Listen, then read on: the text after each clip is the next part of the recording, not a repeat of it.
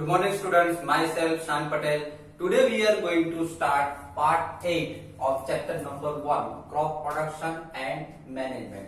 जैसे कि बच्चों हमारा चैप्टर नंबर 1 चल रहा है क्रॉप प्रोडक्शन एंड मैनेजमेंट। आज हमारा इस चैप्टर का लास्ट पार्ट है, पार्ट नंबर 8। आज के पार्ट में हम जो फार्मिंग के जो स्टेप्स जो है उसमें लास्ट स्टेप जो आता है स्टोरेज के बारे में समझने वाले। ओके, तो अब तक हमने वीडियो में 1 to 7 वीडियो 7 पार्ट्स में इस चैप्टर में क्रॉप प्रोडक्शन एंड मैनेजमेंट में पार्ट 1 to 7 में बहुत ही इंटरेस्टिंग टॉपिक्स के बारे में हमने डिस्कस किया। इस चैप्टर में क्रॉप्स के रिलेटेड, क्रॉप जो है हमारे जो फार्मर्स जो है वो क्रॉप किस तरीके से ग्रो करते हैं, उसको कितनी मेहनत लगती है, उसको कितना हार्डवर्क करता है क्रॉप्स ग्रो करने में, इसके बारे में हमने समझा।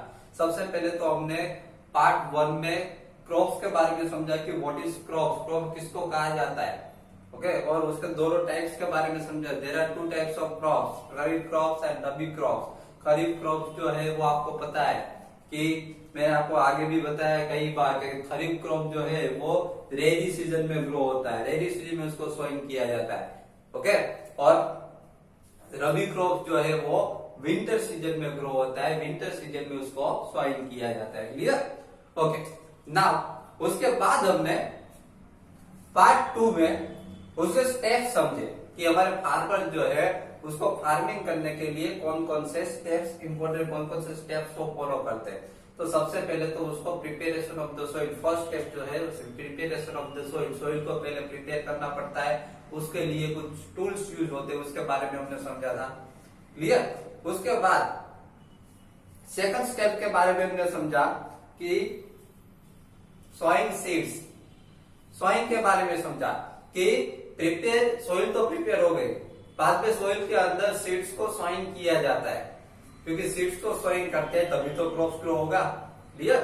तो सीड्स को सोइंग किया जाता है, सीड्स को सोइंग करने के लिए उसके लिए भी कुछ टूल्स यूज होते हैं। सीड ड्रिल्स के बारे में हमने समझा था, ट्रेडिशनल टूल्स के बारे में समझा था। ओके, उसके बाद में हमने थर्ड स्टेप समझा था कि सीड सोइंग करने के बाद सोइल के अंदर थर्ड स्टेप जो था adding manure and fertiliser, fertiliser और मैन्योर उसमें ऐड किया जाता है। फर्टिलाइजर मैन्योर ऐड करने से हमारे जो सोइल जो है उसमें न्यूट्रिएंट्स जो इंक्रीज हो जाते हैं और उसकी वजह से अच्छा क्रॉप्स ग्रो हो सकता है। क्लियर?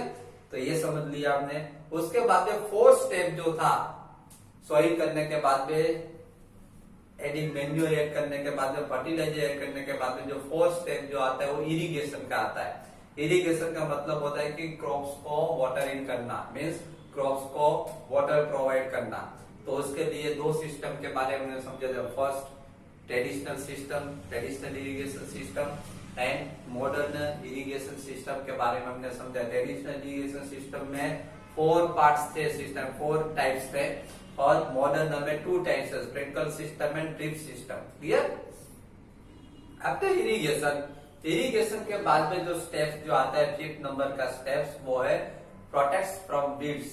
वीड्स से किस तरीके से प्रोटेक्ट किया जाता है क्रॉप्स को, उसके बारे में समझा। वीड्स का मतलब होता है कि अनडिजायरेबल जो प्लांट्स के साथ, जो क्रॉप्स के साथ जो अनडिजायरेबल प्लांट्स ग्रो हो जाते हैं उसको वीड्स कहा जाता है, और वीड्स को रिमूव करना बहुत ही जरूरी है। अगर वीड्स को रिमूव नहीं करेंगे तो वो आगे जाते बहुत ही प्रॉब्लम क्रिएट कर सकते हैं। ओके, जब हार्वेस्टिंग का टाइम आता है तब प्रॉब्लम होती है, इसलिए वीड्स को रिमूव किया जाता है। और वीड्स को रिमूव जो है खुरपी की हेल्प से करते हैं, सीड की हेल्प से किया जा सकता है, और केमिकल्स की हेल्प से, वीडीसाइड्स जो आते हैं उसकी हेल्प से किया जाता है। उसके बारे में हमने समझा था।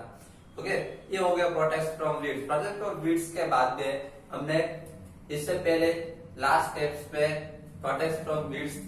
ओके, प्रोटेक्ट फ्रॉम वीड्स, तो वीड्स जो है किस तरीके से प्रोटेक्ट, वीड्स को किस तरीके से रिमूव किया जाता है उसके बाद भी हमने क्लियरली समझ लिया। ओके, उसके बाद हमने हार्वेस्टिंग के बारे में समझा। लास्ट पार्ट में हार्वेस्टिंग के बारे में समझा कि हार्वेस्टिंग जो है वो फार्मर्स के लिए एक ऐसा दिन है, वो बहुत ही इंपॉर्टेंट दिन है कि हार्वेस्टिंग जब होता है मीन्स क्रॉप्स जो होता है उसको कट किया जाता है। ओके, तो ये सबसे बेस्ट होता है फार्मर्स के लिए। नाउ अब लास्ट जो पॉइंट है, लास्ट जो स्टेप्स है वो है स्टोरेज। चलो अब हार्वेस्टिंग कर दिया, क्रॉप्स को हार्वेस्ट कर दिया। अब क्रॉप्स को हार्वेस्ट करने के बाद उसको स्टोर तो करना पड़ेगा ना कहीं पे।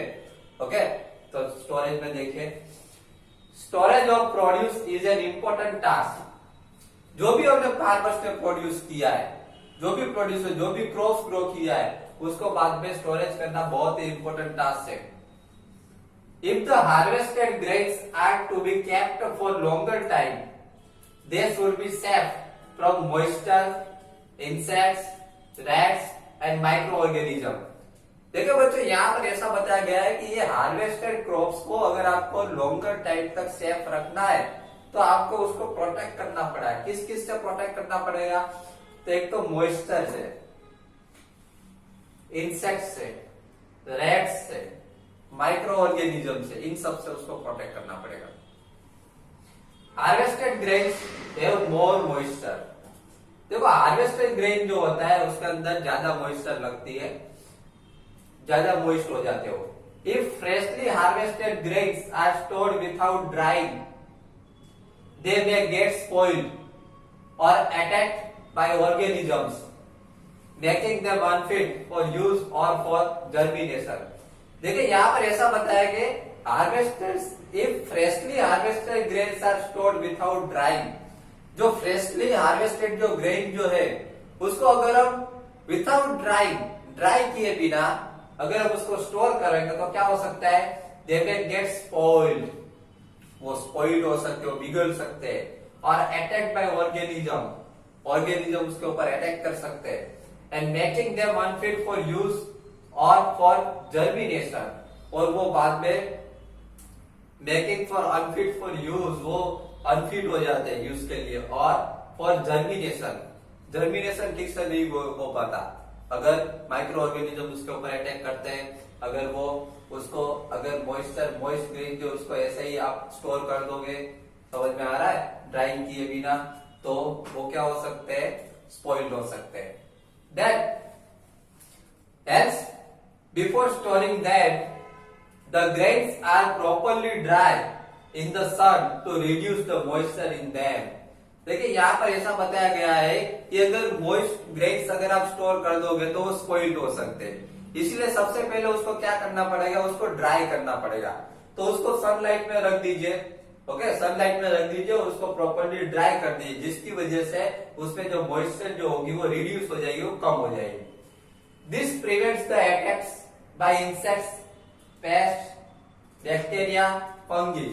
अब इसकी वजह से जब वो ड्राई हो जाएंगे तो इंसेक्ट से बच सकते हैं, pest, insect, pest, bacteria, fungi, इन सबके अटैक से वो प्रोटेक्ट हो सकते हैं, वो बच सकते हैं।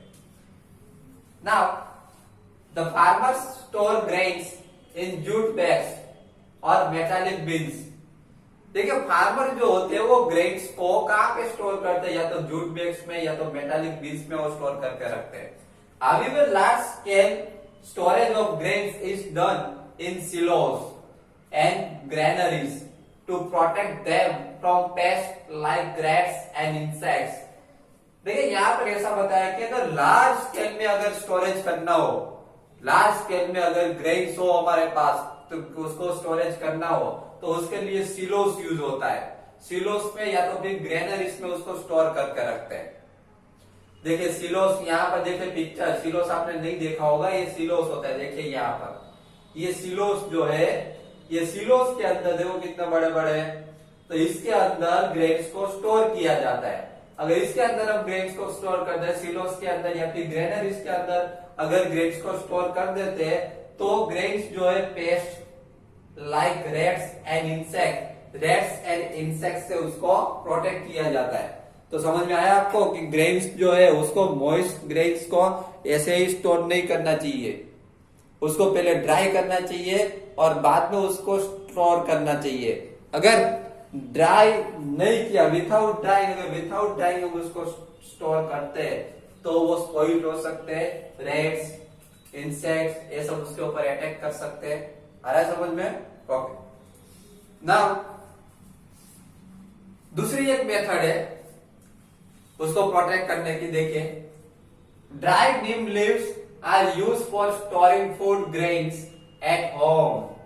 देखो हमारे होम में, अगर हमारे होम में हमें ग्रेन्स को प्रोटेक्ट करके रखना हो, स्टोर करके रखना हो, तो उसके अंदर क्या करो, ड्राई नीम लीव्स यूज करो। उसके अंदर जहां पे हमने स्टोर किया है उसके अंदर ड्राई नीम लीव्स डाल दो।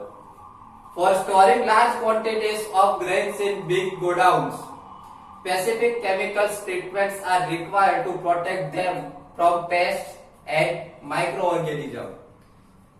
देखिए यहां पर ऐसा बताया गया है कि अगर आप ग्रेन्स को कोई गोडाउन में स्टोर करते हो लार्ज स्केल में, तो क्या करो, आप उसके केमिकल ट्रीटमेंट उसमें यूज करनी चाहिए। रिक्वायर्ड केमिकल ट्रीटमेंट उसमें यूज करनी चाहिए, जिसकी वजह से ग्रेन्स जो है वो पेस्ट एंड माइक्रो ऑर्गेनिज्म से प्रोटेक्ट हो सकते हैं। क्लियर? तो यहाँ पर हमने समझ लिया कि उसको स्टोरेज किस तरीके से किया जाता है। ग्रेन्स को हार्वेस्टिंग तो कर दिया हमने, क्रॉप्स को हार्वेस्ट करने के बाद, ग्रेन्स को सेपरेट करने के बाद उसको स्टोरेज करना, तो स्टोरेज जो किस तरीके से किया जाता है हमने समझा कि स्टोरेज जो है वो मॉइस्ट, अगर मॉइस्ट ग्रेन्स जो होते हैं उसको डायरेक्टली स्टोरेज नहीं करना चाहिए। अगर वो मॉइस्ट हो गए तो उसके ऊपर वो स्पॉइल्ड हो सकते हैं, उसके ऊपर insects, paste like bacteria, fungi, ये सब उसके ऊपर अटैक कर सकते हैं। क्लियर? तो ये हमने समझ लिया। तो उसके कुछ मेथड समझिए थे किस तरीके से स्टोर किया जाता है उसको। Now our new topic is food from animals. देखिए अब तक हमने समझा, ये जो हमने हमारा चैप्टर जो क्रॉप्स के रिलेटेड है, मीन्स हमने यही समझा कि प्लांट्स में से हमको फूड मिलता है, इसके बारे में समझा कि ये जो क्रॉप्स ग्रो होता है, क्रॉप ग्रो होते हैं उसमें से ग्रेन्स निकलते हैं और ग्रेन्स का हम यूज करते हैं, है ना, एज अ फूड हम उसका यूज करते हैं। लेकिन यहाँ पर मैं आपको बता दूं कि सिर्फ आपको भी पता है कि सिर्फ प्लांट्स में से ही हमको फूड नहीं मिलता, कुछ एनिमल्स भी ऐसे है जिसपे से हमको फूड मिलता है, लाइक काव, बफेलो, ये सब समझो। तो इसका मिल्क ड्रिंक करते हैं कि नहीं? तो मिल्क ये कहां से मिलता है? काव, बफेलो, उन सब में से मिलता है। क्लियर? तो वो भी क्या हुआ, एनिमल्स में से ही मिला ना, समझ में आ रहा है? तो ये वो एनिमल फूड हुआ। तो इस तरीके से कुछ एनिमल्स हुए। एग देखो आप, एग क्या है? एग से एनिमल फूड है। तो ऐसे एनिमल्स फूड भी उसके बारे में डिस्कस करते देखे। फूड फ्रॉम एनिमल्स, एनिमल्स में से हमको फूड मिलता है, ओके, उसके related. Like plants, animals also provide us with different kinds of food. देखिए यहाँ पर ऐसा बताया गया है कि प्लांट्स की तरह एनिमल्स जो है वो भी हमको डिफरेंट टाइप्स का फूड प्रोवाइड करता है। मिल्क, घी, एग्स, ये सब कहां से मिलता है? एनिमल्स में से। Clear? Many people living in the coastal areas consumes fish as a major part of their diet। देखो कोस्टल एरिया में जो पीपल रहते हैं, कोस्टल एरिया का मतलब होता है कि सी के अराउंड, ओशन के अराउंड जो पीपल रहते हैं उसके नजदीक में, वो क्या करते हैं, वो अपने फूड में फिश ईटिंग करते हैं, अपने डाइट को फिश ईटिंग करते हैं। एनिमल्स रियर्ड एट होम और इन farms have to be provided with proper food, shelter and care। देखिए एनिमल्स को रियर्ड का मतलब होता है कि पालना। एनिमल्स को घर पे या फिर फार्म में उसको पाला जाता है। have to be provided with proper food, उसको प्रॉपर फूड दिया जाए, उसको शेल्टर दिया जाए, उसकी केयर की जाए। When this is done on a large scale, it is called the animal husbandry। अगर इसको लार्ज स्केल में वैसा करते हैं, लार्ज स्केल में जो एनिमल्स की केयर करते हैं, उसको फूड प्रोवाइड करते हैं, उसको शेल्टर देते हैं, उसकी केयर करते हैं, पालते हैं, उसको एनिमल हस्बेंड्री कहा जाता है। Fish is good for health. देखिए यहाँ पर ऐसा बताया कि फिश जो है वो हमारी हेल्थ के लिए गुड है। कुछ क्योंकि बहुत सारे हमारे इंडिया में भी ऐसे बहुत सारे पीपल है जो कोस्टल एरिया के अराउंड रहते हैं जो फिश ईटिंग करते हैं। We get cod liver oil from fish which is rich in vitamin D. देखो फिश में से क्या मिलता है? गेट कोड लिवर ऑयल मिलता है, जो जिसमें से हमको विटामिन डी, हमारी बॉडी को विटामिन डी प्रोवाइड होता है। ओके, तो बच्चों आज के लेक्चर में पार्ट 8 में हमने स्टोरेज के बारे में डिस्कस किया और फूड फ्रॉम एनिमल्स के बारे में डिस्कस किया। तो बच्चों यहाँ पर पार्ट 8 कंप्लीट हो रहा है। इसके साथ हमारा चैप्टर नंबर 1 जो है वो भी यहाँ पर कंप्लीट हो रहा है। नेक्स्ट लेक्चर में हम न्यू चैप्टर नंबर 2 स्टार्ट करेंगे। Okay, thank you very much.